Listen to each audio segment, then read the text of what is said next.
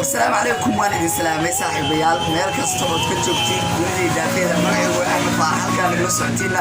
waa barta aan ku leeyahay YouTube iyo sidoo kale Facebook ee Mila Media Barnaamij saaxiibayaal maanta waxaan rabaa inaan ka hadlo labada nin ee dunida hadalheeyo oo Soomaalida ah labada nin ee dunida hadalheeyo oo Soomaalida ah oo ku soo baxay tartankii Olympianka ee ka dhacay Tokyo labada wiil ee Soomaalida ah ee maanta dunida dhan ay hadalheeyo ee lagu kala magacaabo Bashir Abdi iyo waliba sidoo kale Abdi Nageeye ayaa rabaa inaan maanta ka hadlo labadan wiil waa laba wiil oo Soomaali ah waxay u kala tartamayeen laba dal oo xifaalka ka dhaxeeyo sida Soomaaliya iyo Kenya oo kale labadaas dal ay u kala tartamayaan waxay kaliin dalka Belgium iyo sidoo kale dalka Holland ama Netherlands ta u taqaaniinba labadan wiil waa laba wiil oo Soomaali ah labadooduba waxa ay ku labisnaayeen ama ay haboosnaayeen inta ay ku jireen tartanka calamada labadaas dal ee ay soo kala sheegeen Belgium iyo Holland ama Netherlands ta u taqaaniinba waana laba wiil oo Soomaali ah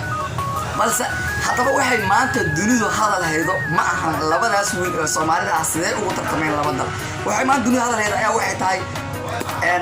inta badan waxa maqashiin Soomaalidu waa dad isjecel Soomaalidu waa dad isjecel inta badan aad maqashiin saaxiibayaal haddaba Soomaalidu waa dad isjecel marka la leeyahay arintaas waxa muujiyay inay tahay Soomaalidu dad isjecel labadaas wiil ee Soomaalida ee maanta social media qabsatay labadan wiil ayaa waxa ay maanta social media ku hanteen oo intii la tartamayday ee maanta ugu sara mareen oo dunidu hadalheedo ayaa waxay tahay ayadoo lagu jiro tartankii lagu jiro orodka ayaa ninka la yiraahdo Abdi Nageeye waxa uu isku dayay in uu caawiyo walaalkiis Bashir Abdi haddaba sida uu caawiyo walaalkiis Bashir Abdi muuqaalkan ay wada doonaa hadii taa markuu horeysa muuqaal soo gaar muuqaalka like soo kala hadaan nagala socdo dhanka YouTube subscribe saar gambalelkana furo muuqaalka si share garay si Soomaaliyo dhan ay uga hambaliyo sida adiga oo kale hagaag way saaxiibayaal waxaan maanta rabaa inaan ka hadlo labada wiil ee Soomaalida ah ee dunidu maanta ay hadalheedo muslim iyo gaalaba reaction laga wada bixinayo oo la leeyahay Soomaalidu waa dad jecel Soomaalidu waa dad jecel waxa uu soo xasuustay oo hal mar maskaxda ku soo dhacay heestii Soomaaliyo toos isku tiirsaday hadba kiina taag daranay taageer waligiina labadan wiil oo Soomaalida ah ayaa waxa la kala yiraahdaa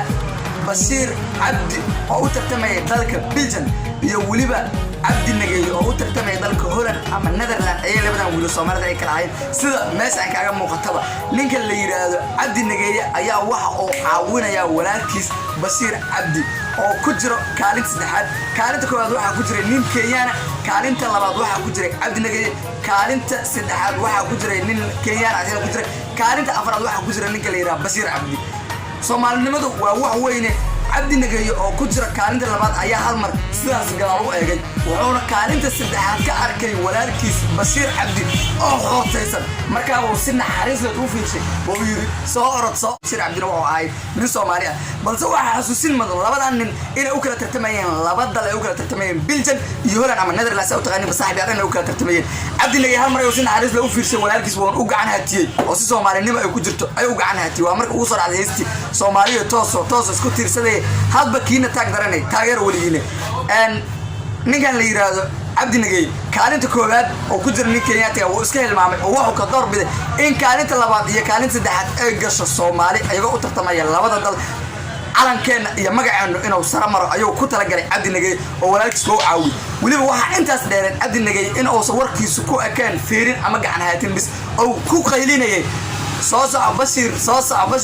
waan haynaa kaalinta Soomaalinimadu waa wax aad weyn labadan nin maanta dawlad ku taageerayda ama ku taabagelinaysa in ay kaalmaha soo galaan ma jira sida halkan idin kaaga muuqata saaxiibayaal labadan nin ayaa waxa ay laba nin oo Soomaali maanta waa labada nin ee dunidu aad u hadalheedo